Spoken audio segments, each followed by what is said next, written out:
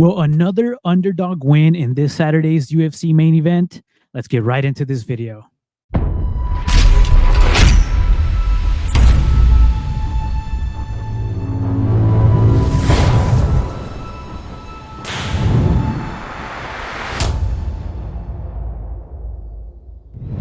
All right, guys, this is your boy CeeLo, and we're back with another video for DraftKings lineups. It's going to be DFS MMA. We're going to target 3 fights in this fight card. Before we get into these fights, can you please give this video a big thumbs up? Comment down below any and all of your picks for this UFC Saturday main card. Edson Barboza versus Sodiq Yusuff. It's going to be a good main event. Let's get right into these 3 matchups we want to target. So for fight number 1, we're going to talk about one that's a rematch, you can say. It's going to be Edgar Chairez versus Daniel Lacerda. So they have met once before, a couple months back. Controversial finish there with the ref stopping the fight earlier than it should have, in my opinion. I think they should have let it stand. If the ref goes in there and stops it at his own way of looking at the fight, then so be it, right? The fight should be stopped there. Give Chairez his win and let's move on. But nevertheless, we have the rematch here. It went about almost a round. So for DraftKings, we do want to target this fight because according to the sports books, this fight is not going the distance. So that means DraftKings points in your lineup. So if you're going to target on the Chairez side, he is a little bit expensive at 9,200. But if we go back and look at his fight in the UFC, he does have a loss to Tatsuro Taira, which no shame there. Still managed to put up 26 points. Versus Lacerda in that fight that we're talking about, September 16, he did score 5 fantasy points. They only fought about, I would say, 3 minutes, and then this controversial finish into the fight, ending to the fight. At 8,700, now he's priced up at 9,200. I do believe they think he's going to win this fight outright. But if you have a strong take on this fight, if you do believe Chairez is going to end up finishing the job in the first round, possibly in the second round, then you can definitely go ahead and put him in your lineup, and he'll pay up upwards of 100 points for that performance. But what I like is Lacerda. I do like Daniel Lacerda because his DraftKings salary is total of 7,000. If we look at Lacerda, his last 2 fights, we're not counting the Chairez no decision there. With Vergara, he did throw the kitchen sink at him, had 46 points, had 2 knockdowns, 1 takedown at 6,900, which is about the same salary that he's looking at now. Could make a lot of your lineups work. Against Altamirano, he did end up losing again in the first round, but ended up scoring 20 points. So when he loses, he goes out on his shield. It's not like he's not going to be an output guy. Again, he's gotten knockdowns. He can get maybe a knockdown and a takedown, and then Chairez get on him late, just like Vergara did versus him. But again, at 7,000, as long as he's giving you more than his average points per fight here at 19, I do believe we're sitting pretty with Daniel da Silva, especially since he's had a full training camp and kind of knows what Chairez is going to come at him or doing, or what his game plan is versus him. I want to be on both sides of this fight. I more than likely will go about 60-40 on the Chairez, just because I do believe that's going to be the outcome. Again, whenever you fight against Lacerda, either you're going to get finished early or you can rack up control time versus him, land some ground and pound, and get your points higher than expected there. So again, very good fight to target. Again, it's a rematch. If you want to go back and watch the first fight, you can't really see much, but you will see that Lacerda had him, I wouldn't say struggling, but guessing in the stand-up. So if one of those wheelhouse kicks ends up landing on Chairez, we could see about a knockdown, like I said, maybe a takedown in there. And even if Lacerda ends up going to lose, you'll still be looking at a couple points there for you. So give me this fight to be in every single one of my lineups. Again, if you're playing a multitude of lineups, you definitely want to have a good portion of this fight in your lineups. But Lacerda makes a lot of things work, and we don't have much spend up options in this slate. So if you want to get some salary savings there, definitely look at Lacerda, because everybody else around him wouldn't have that upside, in my opinion. You do have Ashley Yoder, Oliveira, and Marote. Marote could be one of those that can end up putting McKinney out. Kind of the same narrative here. But let's get right into matchup number 2. All right, guys. So for matchup number 2, it's my personal favorite fight in this card. I love both of these gentlemen. I slightly edge Adrian Yanez, and this fight you do not want to miss. Adrian Yanez and Jonathan Martinez. The narratives behind these fights is so intriguing because Yanez is arguably coming off his biggest loss of his career, getting knocked out in the first round against a very, very game Rob Font. And on the other hand, Jonathan Martinez is coming off arguably his biggest win of his career against Said Nurmagomedov. So this is a good fight to target because the salaries are right at that midpoint. I know last week we talked about Montana De La Rosa and Aldridge. So they were priced right about the same salary. Exactly the same salary, actually, 8,200 and 8,000. And JJ Aldridge at 8,000 ended up making more or scoring more points and making more of your lineups work with that salary. I was on the wrong end of that, but that fight is just one to forget. Getting back to this fight here, Adrian Yanez is priced right at 8,200. Man, my bias and my fan inside of me that wants to pick Adrian Yanez at 8,200.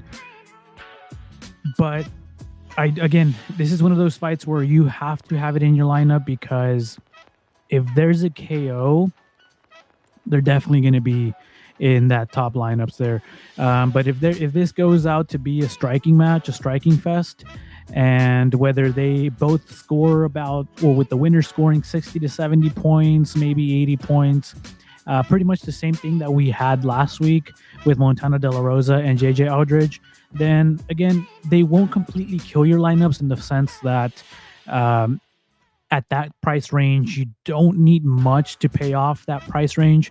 But on the other hand here, with Jonathan Martinez, again, arguably coming off his biggest win against Said Nurmagomedov, and in a very, very impressive win streak here. A huge fan of Jonathan Martinez, Dragon. Go and watch his media day. I think it was the least, or the shortest media day ever in UFC history. It was about 1 minute and 50 seconds all in all. Not much of a talker here. He just comes out and bangs and fights. So again, his last fight at 7,100, completely disrespectful. Again, I know he was fighting in Nurmagomedov, but arguably there was more paths to victory for Martinez here, and there was a narrative of an injury. Anyways, back to this fight here. So at 7,100, if this just ends up being a striking fest, and that wasn't a striking fest, but he ended up putting 64 points, we know he does score higher than that. His leg kicks are vicious. He's very, very technical. He can possibly land a takedown. Not much of a takedown guy, as we see here. Only 2 in his last 5 fights. But in my opinion, it'll be a 3-round striking fest. Yanez will be a little bit more calculated. I believe the first round will be a little bit more technical in a sense, when it'll start picking up as the fight goes on. Again, if you're looking for salary savings here, Jonathan Martinez gives you the extra $200 in your pocket there. Won't take much for these guys to pay off. I believe the winner will score anywhere around 80, 85 points, which is exactly what you need. But there is some KO upside on Yanez's side. I know Martinez is a durable guy, a very fun fighter to watch.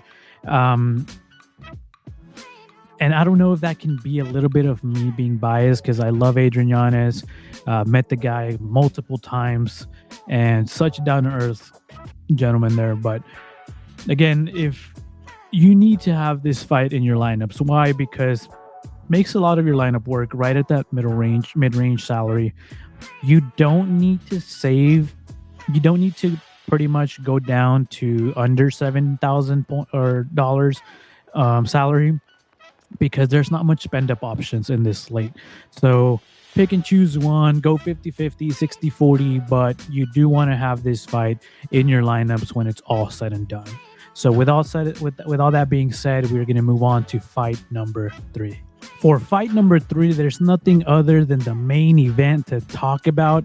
Again, the narrative is there where we've seen big underdogs getting the W, getting the win in the main event for UFC Saturday here. So we're going to talk about Edson Barboza and Sodiq Yusuff. Let's talk about the underdog first, Edson Barboza. Let's look at his last 5 fights. So he's been pretty disrespected because DraftKings tends to favor the grapplers, not much of the strikers. So his salary is going to be a little bit lower since he's more of a striker. Again, no takedowns in his last 5 fights. Very, very little control time overall. Striking output is very high. But again, control time and takedowns is it's what wins in this game here. Unless you get a knockout in the first round, the first 60 seconds, then that rules supreme here.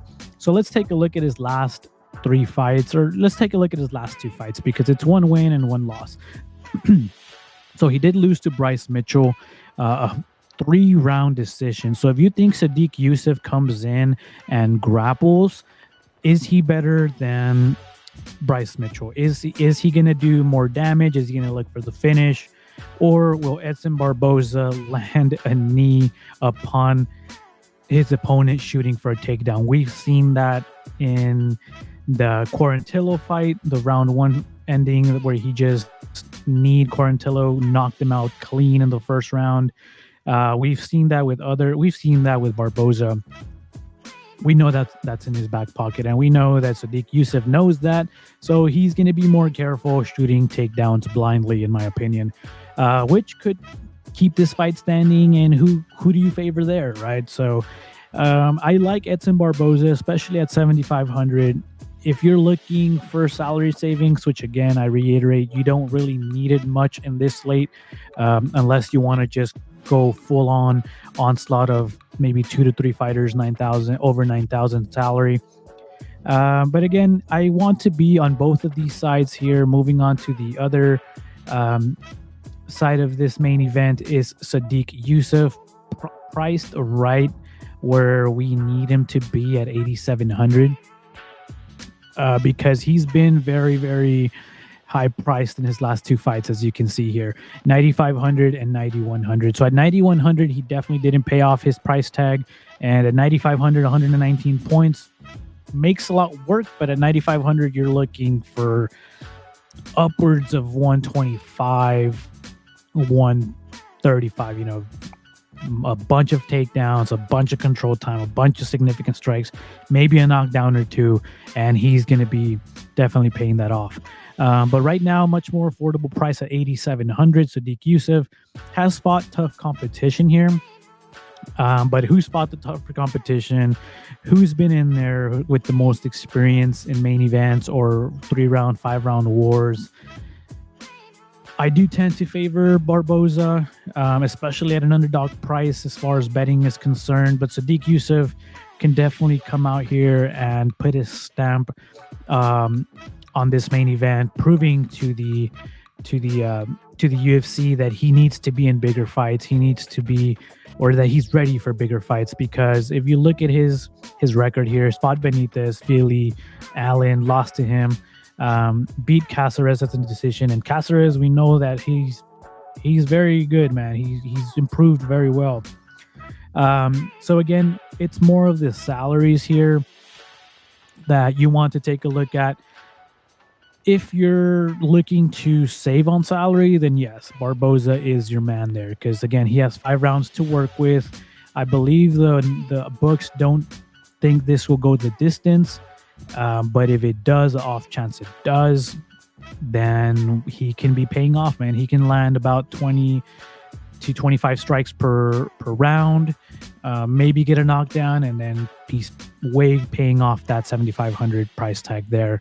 So again, on the other side, Sodiq Yusuff, if he ends up coming to as a game plan like Bryce Mitchell did, and nullifies that ground or that top game or that stand-up game from Barboza, then you're looking at him to keep accumulating points and get you anywhere around 85 to 100 points there. And that's what you need out of that price tag. So to recap here, let's look at the 3 fights overall, and let's see if we can construct a lineup around these price tags. If we go with the 3 top picks in the fights that we mentioned, we would be looking at Chaitis at 9,200. Again, that leaves you with an average remaining salary of 8,160. If you're on the Adrian Yanez side down here, you can go ahead and click on him. And then we can go down to either, if you're looking at Barboza, that gives you, for your next 3 fighters, a solid amount of salary here. There are other fights that you do want to have in your lineups, but these are my 3 favorite that you want to target. You want to mix and match here, because what if you're on the Sadiq Yusuf side? What if you're on the Lacerda side, right? We did talk about how he can definitely pay that off if he lands something crazy in the first round or the second round. Then you're looking at better salary for your remaining players here. And then the other one, let's say you're on the Jonathan Martinez side. Let's say you just believe he's locked in, 5-fight win streak, and he ends up just, putting a clinic on Adrian Yanez. And then you're looking at 8,700 remaining player salary. So these fights make a lot of your lineups work here. Let's say you're on the underdog side for everybody, right? Let's say you're on the Lacerda side, you're on the Barboza side, and you're on the Martinez side. The Martinez and Yanez is a pick'em, but look at that. Your remaining average player salary is 9,100. So then you can fit in top dogs like Chris Gutierrez, which I know is a big favorite or a solid favorite coming into this fight. Maybe you can fit in Sadiq Yusuf as a stack for the main event. It could be a way to go, but I just think Barboza's priced a little higher than the stack that I would like to do. But again, makes a lot of your lineups work. These are 3 fights that you really want to have in your lineups. There are other ones, but the salary is either boom or bust, if that makes sense. But these fights, whether you're mixing and matching or whether you're on the side or you have a good read on a certain fighter, then go ahead and put them in those lineups. You're looking for them to pay off big if they do win, and more times than not, 2 or 3 out of these guys in the fights will be in those top lineups once it's all said and done. So there could be cancellations like we had last week. Thankfully, it wasn't none of the fighters that I had mentioned in my video, so we had a very good weekend because of that. But that fight was definitely important for DraftKings lineups. But let's get right into the ending of this video. Those are the 3 fights that we want to target, guys. Again, if you do guys have a certain read or a certain take, a strong opinion on who's going to win, jam them in those lineups, and we'll see you guys at the top of those lineups. So there you have it, guys. 3 matchups you really want to target for DraftKings lineups. Again, makes a lot of things work, whether you're mixing or matching, whether you're putting all the favorites in there, and or you're going the other route on the underdogs. Again, there is that narrative in the main event where the underdog has won. Last week we saw it. Crazy sport that we love here. But again, if you guys want to know if you guys want to talk about it a little bit more, follow my Instagram at CeeLo Studios Presents, YouTube, subscribe, like, comment on this video. I do also Twitch. I go live on Twitch about 2 to 3 times per week. So if you guys want to follow me on there, again, at CeeLo Studios Presents. But overall in all, we'll see you guys next week for another video for a very solid UFC 294 card. Got very interesting. We'll talk about that then. But for this week, good luck to you guys. Again, if you guys have a strong take on something, jam them in there. Don't even think about it. And we'll see you guys at the top of those lineups.